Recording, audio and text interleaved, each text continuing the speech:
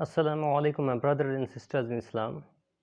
Today we are going to discuss about whether we should derive all our rulings, all the matters in our day-to-day life from Qur'an and Hadith ourselves, being the common folk, being a common Muslim who is not called a scholar. Should everyone derive all the matters pertaining to his life himself from the Qur'an and Sunnah? So there are certain blunders here as well. Whether this is practical, let us see the practicality. The first thing is, in order to derive a matter, derive a ruling regarding a matter, you first need to know all those verses, all those ayats from Quran and all those ahadiths that are relevant, that are actually going to help you, that are relevant to this one, this matter. Merely searching your keywords on searchtruth.com for the reference of Quran and quoting the reference, and going to sunnah.com or using a maktaba shamila and placing some keywords there to know about certain ahadith that may be relevant to this is not going to help. This will not be going to provide you the complete information regarding a particular matter, regarding what Quran and Hadith says regarding a particular matter. This is not possible. Let me give you an example. There is a hadith which says al-ma'u bil-ma'i, water, wash yourself with water. Water is for water. The hadith is that water is for water, which means wash yourself with water for every stain of water on your clothes. When you sleep at night and there is nightfall and you see a semen or water on your clothes, then you have to wash yourself with water. So this is the hadith. So when you do not know, when there is no word like semen here in the hadith, there is no word like nightfall in the hadith, there is no word like taking ghusl, taking bath in this hadith. None of them is present here. Only two words, water for water. So how are you going to search this hadith? Not possible. Practically not possible. The second thing is that you must know the background of all these ahadith, and this is practically not possible for every person, for the common folk, for a common Muslim who is not a scholar. This is completely not practical for a common person to study all of those ahadith when he does not have a command over the language Arabic.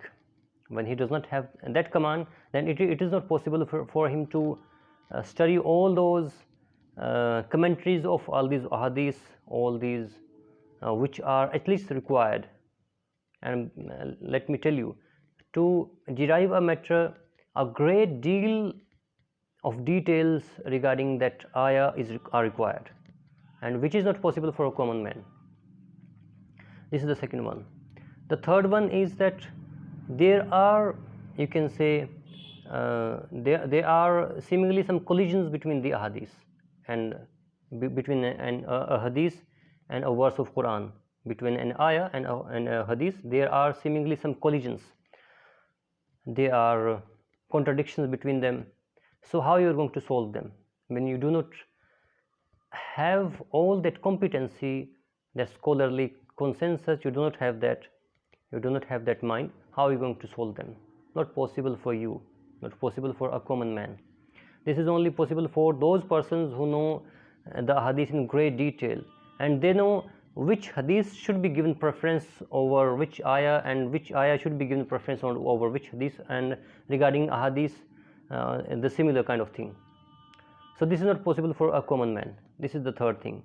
The fourth thing is, there are at least 50 matters pertaining to religion which you have to tackle in your day-to-day life.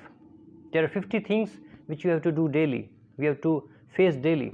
So if, for example, you are on a journey and you want to know, you are on a shorter journey, then you extended your journey, should you pray the full, or should you shorten your prayer as is done for the one who is on a journey? What should be done?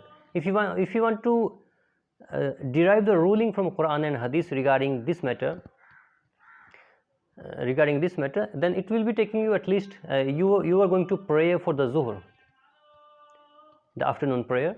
You are going to pray for that, but by the time you derive the ruling, and you are satisfied that you have derived the perfect ruling and error free, a correct ruling, it is the Fajr of the next day, the dawn prayer of the next day. So is it practical for you to practice that matter when the actual time, the actual moments when it has to be followed, it has to be practiced, that has gone? So practically not possible for you. So this is the third thing which you have to take into care. And the fourth thing is that a common person in his daily life, if he has to solve 50 matters every day, then, and every matter is going to take at least 2 days. All the imams of fiqh, all these 4 imams and all those who did after that, they took long hours. They took long hours, they took a great deal of time in deciding on a matter. So if you are really going to get the ruling and you think that they were wrong and you should be right, then you have to spend greater deal of time. And if you are going to spend a greater deal of time on those matters, then all your life, in all life, you cannot derive those matters. There are 50 matters daily, and if you go by if you only take 3 days or just 2 days in deciding on a matter, then for the matters which were there on your first day, you are going to take 100 days in solving those matters. And regarding those 99 days, there is you can see they are exponentially growing for you. So the matters are exponentially growing for you, and your homework is rising with each passing day exponentially. So this is again practically not possible for you or me to do all these things ourselves in these matters. And then the scholars have spent 9 to 10 years or at least 11 years. Even the scholars of today who say that they are going to trust on any of these 4 imams regarding a matter, even these scholars have spent 11 years before saying this. And you who have not spent anything, any of your days on these matters, you are not trained about them, you are going to solve those matters. How is it possible? This is not possible. That's why it is said in the Qur'an, وَاسْأَلُوا أَهْلَ الذِّكْرِ إِن كُنْتُمْ لَا تَعْلَمُونَ.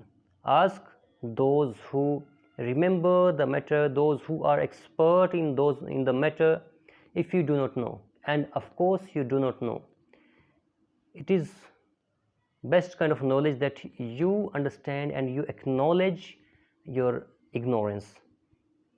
You acknowledge that you do not know. When you have to get someone from your family operated, you have to get operation done on him or surgery done on him, you have to consult a doctor, being specific a surgeon. When you have to construct your home, you have to consult an architect for the map. You have to consult the civil engineer for construction of the building. You cannot do that yourself. Similar is the case of religion. You cannot do all these things yourself. You have to consult those who can guide you in that matter. And they have the authority. You do not have the authority. You do not have the authority. Pardon me please, but you do not have the authority. The discussion will carry on. Fi amanillah.